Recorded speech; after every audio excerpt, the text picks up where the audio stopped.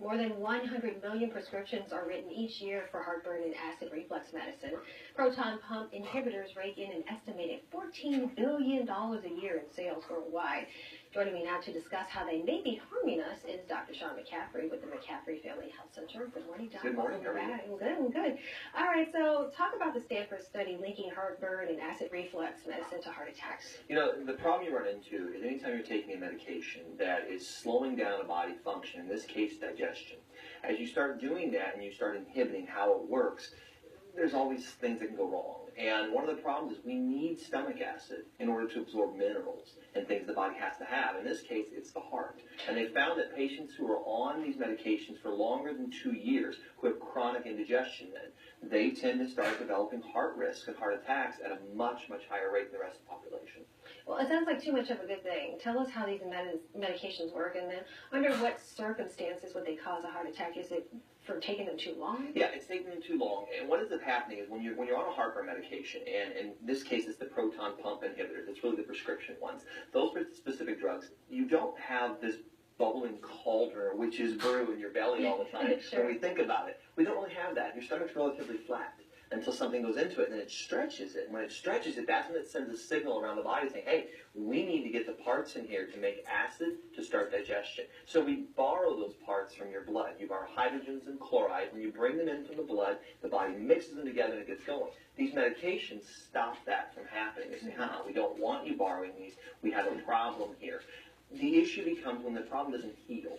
So ideally, you'd like it to heal up in 4 to 6 weeks. If it doesn't heal and you're like, I gotta take that every day, a year or two down the road, we start seeing problems because now you slow down how the body absorbs things it needs, primarily minerals, proteins, things of that nature. You can't heal, and that's what damages the heart over time. So I just heard you say 4 to 6 weeks. I know people that have taken these for months and months, or maybe even years. Yeah. Is that really what's harming us? It's not good in some ways. And again, you want to go back and look for that root cause. It's always about the cause. And I understand the medication is a fire truck on a fire. You got a fire, put a truck on it. But it doesn't really get rid of why the fire started. And that's what we do in our practice. We go back and we focus on digestion and saying, okay, what's wrong? We got a truck on the fire right now, but where's the fire starting at? How do we go about putting that fire out and try to do it as naturally as possible? Sure, get to the root cause. Now, how would you deal with something like this in your practice? Well, the first thing we do is we run a 24-hour urine test. The urine test tells me what the body's holding on to and what it's throwing away. So if you're eating fats and proteins and sugars,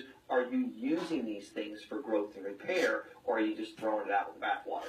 So we look at that. The next thing you look at is saying, okay, once we figure out where the body's struggling, how does it need nourished? And the lining of that gut, your protective lining that stops that heartburn, it needs probiotics, which are flora or bacteria. It needs water. Dehydration can cause a lot of heartburn. It needs some type of a fatty acid, and you need minerals, especially alkaline minerals that you get on salts.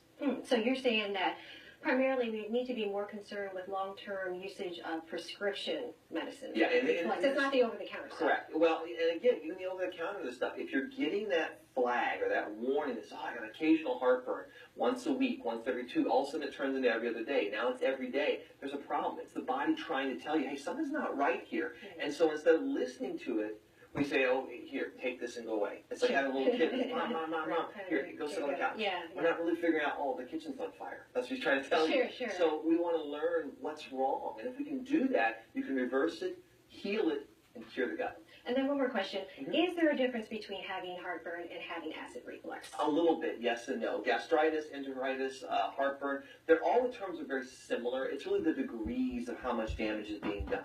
So a generic term is heartburn. Gastritis is what they would probably call it more in a clinical setting. It's just inflammation. The lining of that intestine, or the stomach in this case, is inflamed, and it burns a little bit when you put food down there. So the goal is to calm it down and heal it. So it's kind of the same thing. Yeah, very similar. Dr. McCaffrey, thank you so much for being here. Thank you. Always